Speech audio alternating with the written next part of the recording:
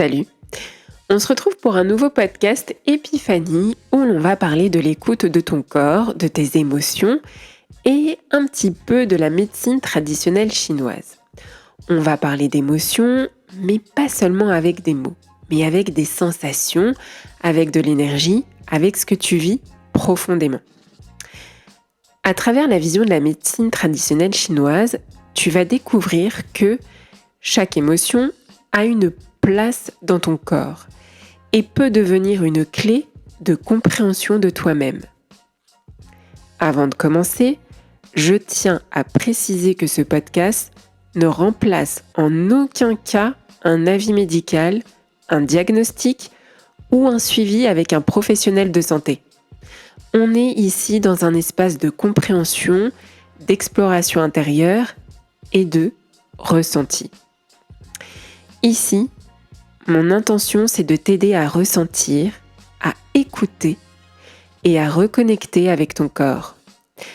Parce que pour moi, plus on s'écoute et plus on se comprend.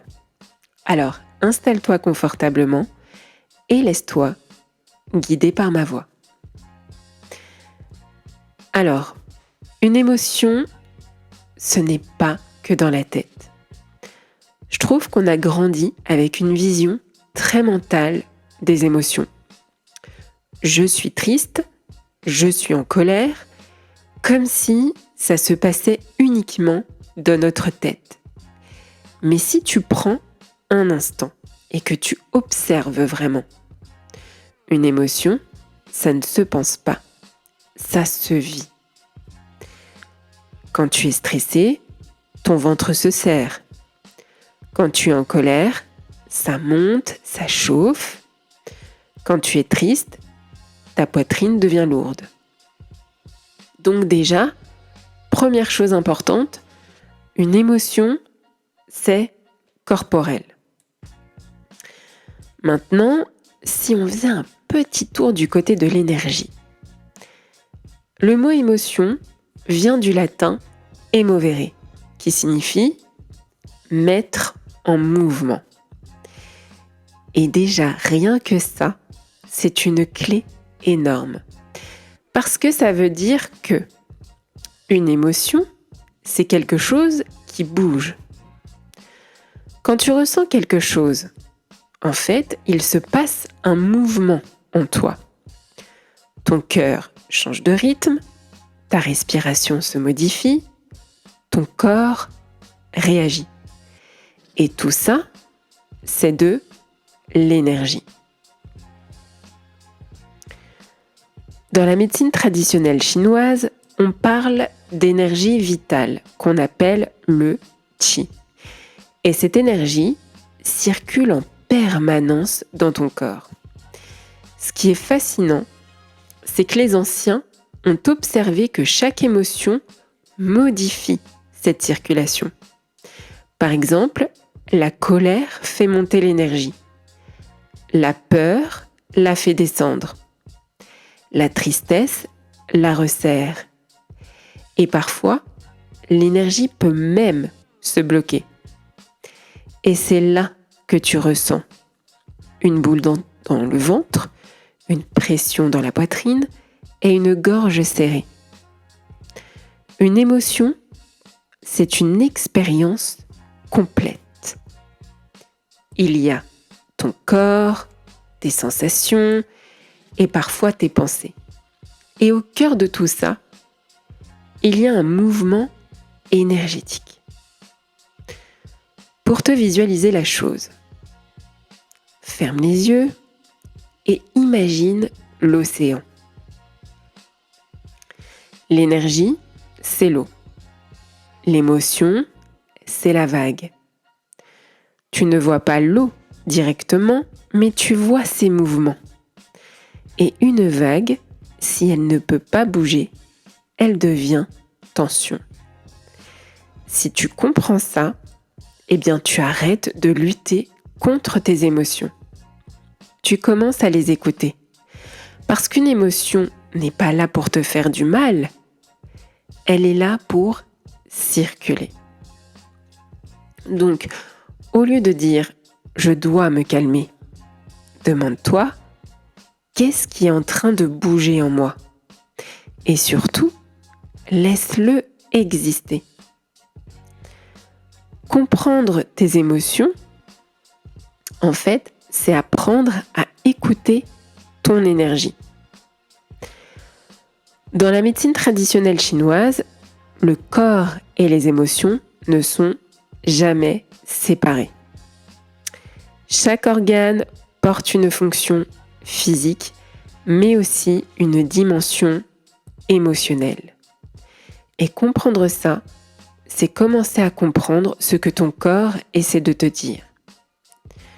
Sur le schéma que tu peux apercevoir, j'ai étiqueté les 5 organes pour lesquels la médecine traditionnelle chinoise considère que ces organes sont reliés à des émotions. Alors, on va commencer par le foie. Le foie est relié à la colère. Le foie, c'est l'organe du mouvement. Il fait circuler l'énergie dans tout le corps. Quand tout va bien, l'énergie circule librement. Tu te sens fluide, capable d'avancer et de décider.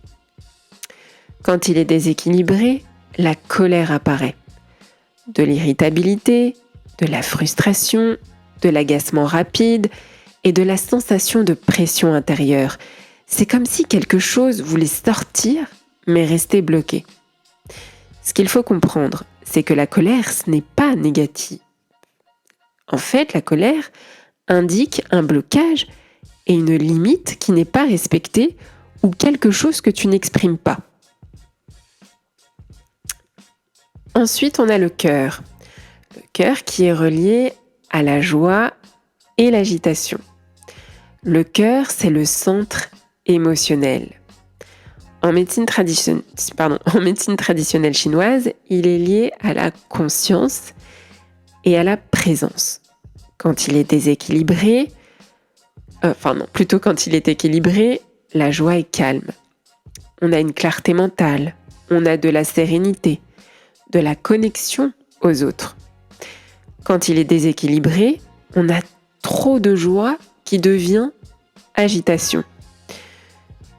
Une excitation excessive, de la nervosité, de l'insomnie, de la difficulté à se poser. Ce n'est pas la joie le problème, c'est son excès. En fait, ce qu'il faut comprendre, c'est que là, le cœur cherche l'équilibre, mais pas l'intensité permanente. Les poumons est relié à la tristesse. Les poumons sont liés à la respiration et à la capacité de lâcher. Quand ils sont équilibrés, on a une respiration fluide, la capacité à laisser partir et un sentiment de légèreté. Quand ils sont déséquilibrés, on a de la tristesse, du chagrin. Du coup, la respiration est courte. On a une sensation d'oppression, de la nostalgie et une difficulté à tourner la page. Ce qu'il faut comprendre, c'est que la tristesse est une émotion de libération, mais quand elle reste, elle alourdit. Les reins. Les reins, c'est relié à la peur. Les reins sont liés à l'énergie vitale profonde et au sentiment de sécurité. Quand ils sont équilibrés, on a une stabilité intérieure, un courage calme, une confiance dans la vie. Quand ils sont déséquilibrés, on a une peur, une insécurité, une angoisse, une sensation de danger, une fatigue profonde et un besoin de contrôle. Ce qu'il faut comprendre, c'est que la peur n'est pas là pour te bloquer, elle est là pour te protéger. La rate, c'est la rumination. La rate est liée à la digestion, mais aussi à la digestion mentale. Quand elle est équilibrée, l'esprit est clair, on est concentré, on a la capacité à réfléchir sans se perdre. Quand elle est déséquilibrée, on rumine. On a des pensées en boucle, de l'inquiétude, de la suranalyse et de la fatigue mentale. Ce qu'il faut comprendre, c'est que quand tu penses trop, c'est souvent que ton corps a besoin d'être recentré.